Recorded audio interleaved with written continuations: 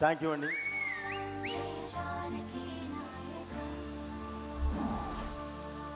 Thank you sir.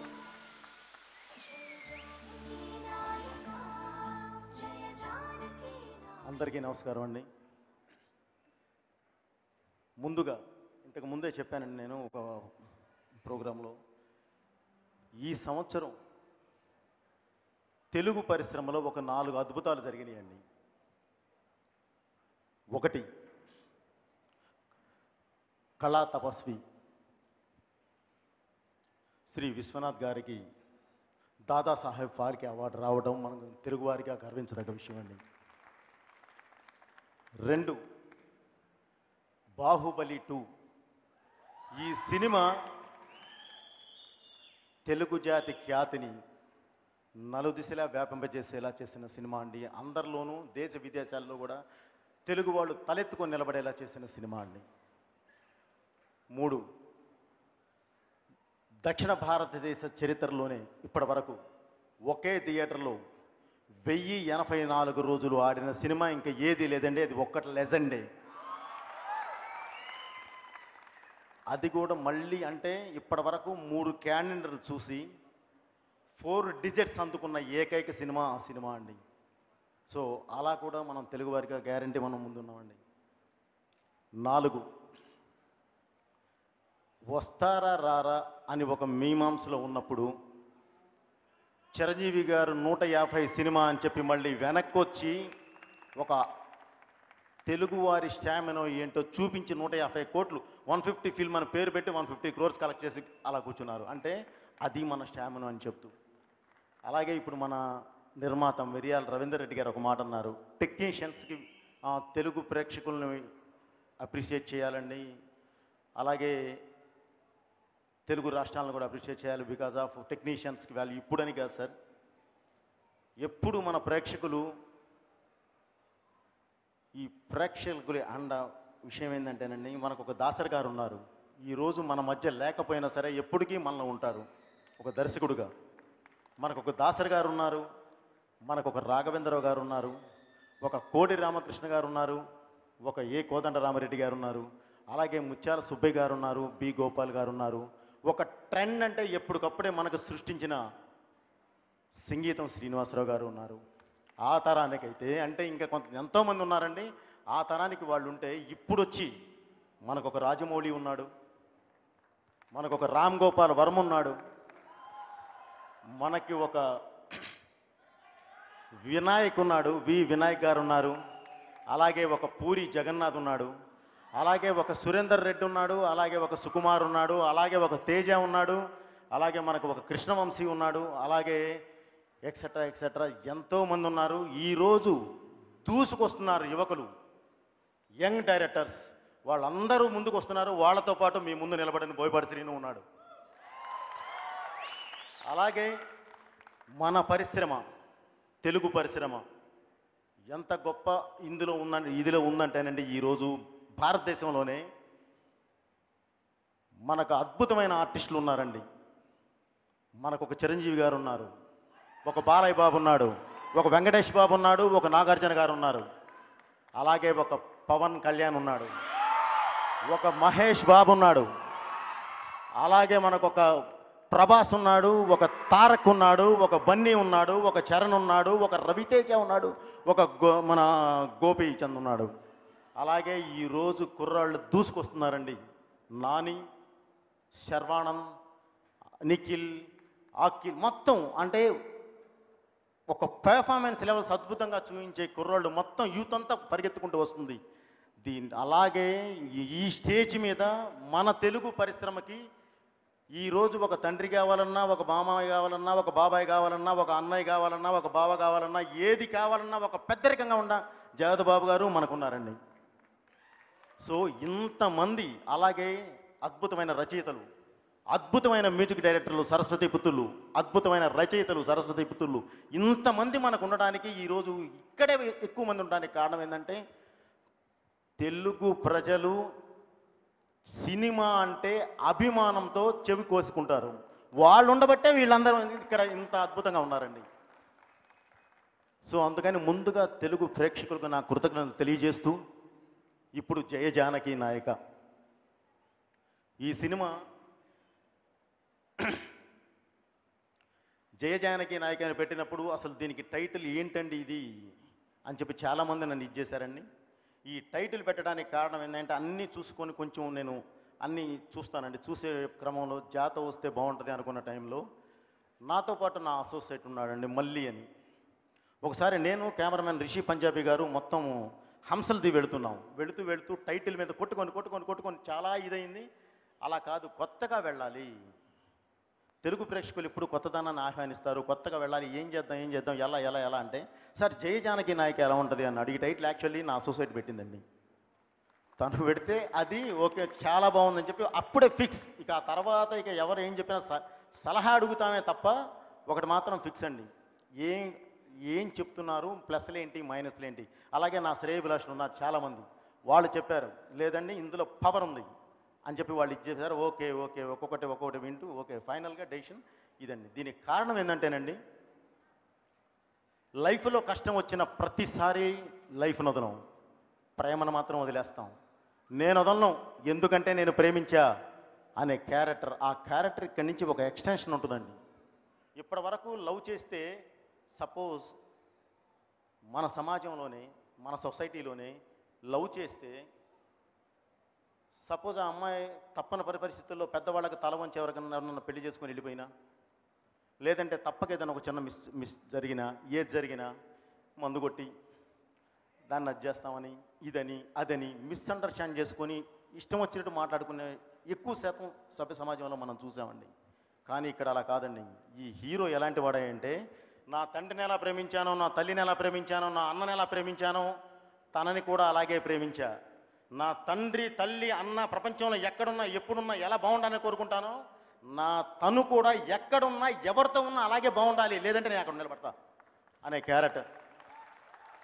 So ఒక సొసైటీలో ఈరోజు ఏది అవసరమో, ఎవరికైతే ఒక చిన్న ఇబ్బంది ఉందో ఆడవారి వైపు నుంచి, ఎవరికైతే ఆడవాళ్ళకి ఒక చిన్న ఎవరి వైపు నుంచి అయితే ఇబ్బంది ఉందో దాన్ని పర్ఫెక్ట్గా కాయిన్ చేస్తూ, పర్ఫెక్ట్ అని నేను అనుకుంటున్నానండి, గ్యారంటీ రేపు మీరు చెప్పాలి, అది కాయిన్ చేస్తూ చేసిన సినిమా అండి. అంటే ప్రతి ఒక్కళ్ళ హృదయాలని ఇది గుచ్చుకుంటుంది, అందులో నో డౌట్ అండి.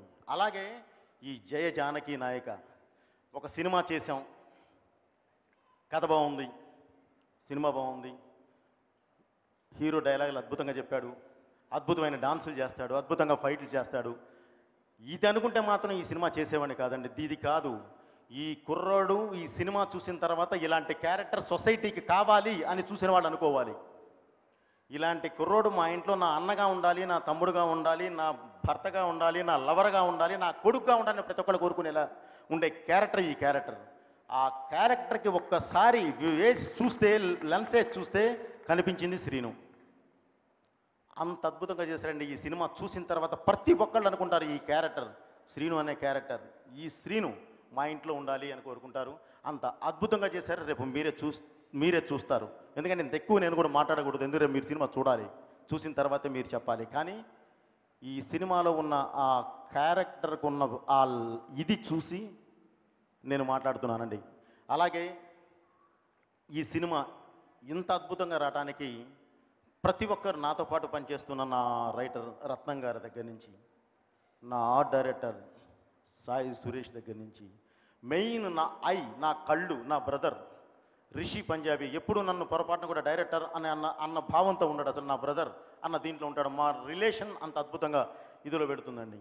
అలాగే నేను ఏది చేసినా ముందు ఈరోజు ఈ స్టేజ్ హీరో దేవిశ్రీ ప్రసాద్, అది ఏంటంటే నేను ఏది చేసినా సరే దాన్ని సౌండ్తో ముందు మీకు వినిపించేది తనే, తర్వాత నేను కనిపిస్తా, అవి ఆయన చూపిస్తాడు.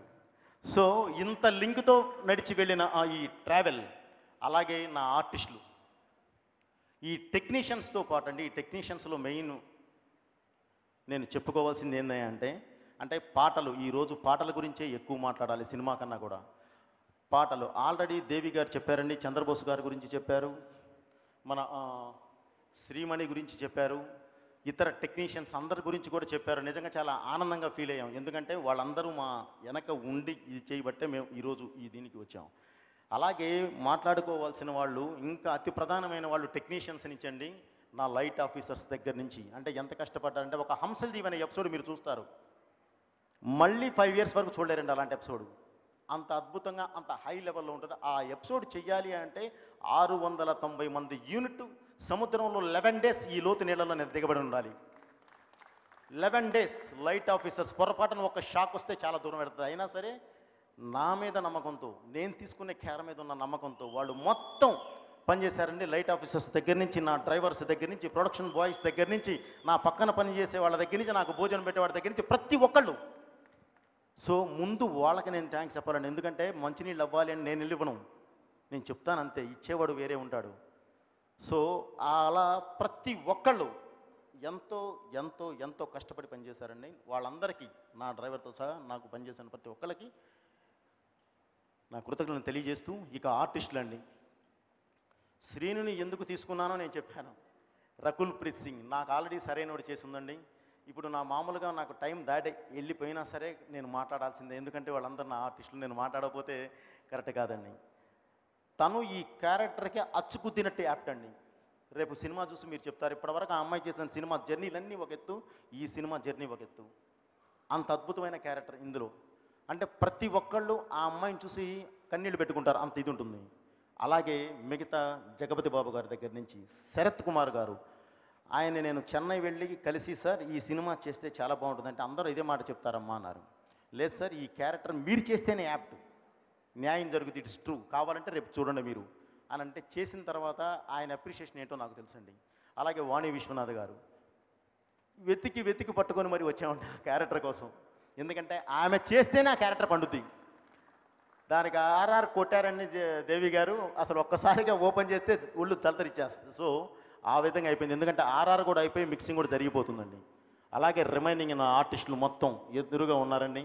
మొత్తం A to Z అందరికీ పేరు పేరున నా కృతజ్ఞత తెలియజేస్తూ, అలాగే నా సినిమాలో చేసిన క్యారెక్టర్ ఆర్టిస్టులు కూడా, ఫ్రెండ్స్ కానీ, చిన్న చిన్న క్యారెక్టర్లు కానీ, పెద్ద క్యారెక్టర్ అని లేదండి, అందరినీ ఒకేలా నేను ట్రీట్ చేశాను. మీరు ఎప్పుడు బాగుండాలి, ఎందుకంటే బాగా హెల్ప్ చేశారు, మీరు బాగుండాలి, మీతో పాటు అందరూ బాగుండాలి, గ్యారంటీ నా సపోర్ట్ కూడా ఎప్పుడు మీకు ఉంటుంది. ఈ సినిమాకి చేసిన ప్రతి ఒక్కళ్ళకి పేరు పేరున అగైన్ నా కృతజ్ఞత తెలియజేసుకుంటూ, ఈ అవకాశం ఇచ్చి ఈ సినిమా తీయడానికి నాకు అవకాశం ఇచ్చిన మిరియాల రవీందర్ రెడ్డి గారికి ముందుగా నేను ఒక్క మాట ఆయన గురించి మాట్లాడాలండి. ఆయన చెప్పారు, మన దేవి గారు, అలాగే మన జగత్ బాబు గారు, ఆయన ఎప్పుడూ నవ్వుతూనే ఉంటారండి. ఆయన మామూలుగానే నవ్వుతూనే ఉంటాడండి. అలాగే నాతో సినిమా చేసేటప్పుడు ఎప్పుడూ నవ్వుతూనే ఉంటాడండి. ఎందుకంటే నేను ఎక్కువ పని కల్పించను, నేనే వేసుకుంటా, ఏదున్నా సరే గ్యారెంటీని భుజం మీద వేసుకొని వారిని ఇబ్బంది కలగకుండా నేను తీసుకొని వెళ్తాను. అది నాకు అలవాటండి. ఈ సినిమాకి అంటే ఒక పెద్ద సినిమా అంటే నేను మామూలుగా బేసిక్గానే నేను థింకింగ్ లెవెల్స్ అప్పుడే కొంచెం వెయిట్ చాలా ఎక్కువ ఆలోచించి వెళ్తామండి. సో ఆయనకు ఆ విషయం తర్వాత తెలిసిందని ఆయన చెప్పారు కూడా, సార్ ఇక్కడ మాత్రం వెనకాడొద్దంటే, అసలు నాకు బోయపాటి గారు ఉన్నారు సార్, నేను భయపడింది అన్నాడు. ఇక అంతకన్నా ఇంకేం కావాలండి. సో అలాంటి మంచి నిర్మాత ఆయనకి ఇప్పుడు కాకపోయినా ముందు నాకు ఇప్పుడు కమిట్మెంట్స్ ఉన్నాయండి. ఈ కమిట్మెంట్స్ అయిన తరువాత ఆయనకి తప్పకుండా ఈ వేదిక మీద నేను చెప్తున్నాను, నేను ఒక మంచి సినిమా చేస్తాను, ఇంకొక మంచి సినిమా కూడా చేస్తాను నేను, ఇట్స్ క్లియర్. ఎందుకంటే ఒక మంచి నిర్మాతలు మన తెలుగు ఇండస్ట్రీలో కావాలి. మనకి ఏళ్ల మీద లెక్క పెట్టుకునేంతమంది మాత్రమే ఉన్నారండి. ఇలాంటి నిర్మాతలు ముందుకు రావాలి, మంచి సినిమాలు తీయాలి, ప్రేక్షకులు ఆదరించాలి. ఎందుకంటే తెలుగు ప్రేక్షకులు ఒకటే కోరుకుంటారండి, ఒక మంచి సినిమా తీయండి చాలు, మేము ఇక్కడ కాదు మిమ్మల్ని ఇక్కడ పెట్టుకుంటామనే ప్రేక్షకులు ఉన్నారండి మనకి. కాబట్టి ఈ జయ జానకి నాయక తప్పకుండా ప్రతి ఒక్కళ్ళకి ఇక్కడ నుంచి గుండెల్లోకి వచ్చి అవుతుంది. అలాగే ఆ సినిమా మంచి సినిమా అవుతుంది అని చెప్పి ఈ సందర్భంగా మీకు తెలియజేస్తూ, థ్యాంక్ యూ వెరీ మచ్ అండి. ఇంకెవరన్నా నేను మర్చిపోయి ఉంటే మాత్రం క్షమించాలి. ఇప్పటి వరకు మీరు ఓపికగా కూర్చున్నందుకు ముందుగా మీ అందరికి కూడా నా కృతజ్ఞత తెలియజేస్తూ, అలాగే మీడియా వారికి ఇప్పటివరకు సహకరించి 10 వరకు సహకరించిన మీడియా వారందరికీ నా థ్యాంక్స్ తెలియజేసుకుంటున్నానండి. అలాగే సుమ, ఈ ఓనం శివయ్య వెళ్ళిపోయారా, ఓకే, సుమ గారు ఆమె యాంకరింగ్తో అద్భుతంగా ఇప్పటివరకు ఇచ్చేశారండి. తనకు కూడా నా కృతజ్ఞత తెలియజేస్తూ, మెయిన్ ప్రత్యేకంగా ఈ ఈవెంట్ మొత్తం ఆర్గనైజింగ్ మధ్యలో నా ఏవి రాపోయినా పర్లేదండి, తర్వాత వచ్చింది. ఈ ఈవెంట్ ఆర్గనైజింగ్ తను నరేందర్ రాజు, జెమినీ టీవీ, జే మీడియా అండి. సో వారు చాలా అద్భుతంగా చేశారు. ఈ సౌండ్ సిస్టమ్ కానీ మొత్తం అంతా ఈ ప్లానింగ్ అంతా వారిదేనండి చేశారు. చిన్న చిన్న ఐడియాలు మాత్రమే మనిచ్చాం. వీరందరికీ కూడా పేరు పేరున కృతజ్ఞత తెలియజేస్తూ అందరూ బాగుండాలి, అందరితో పాటు మనం బాగుండాలని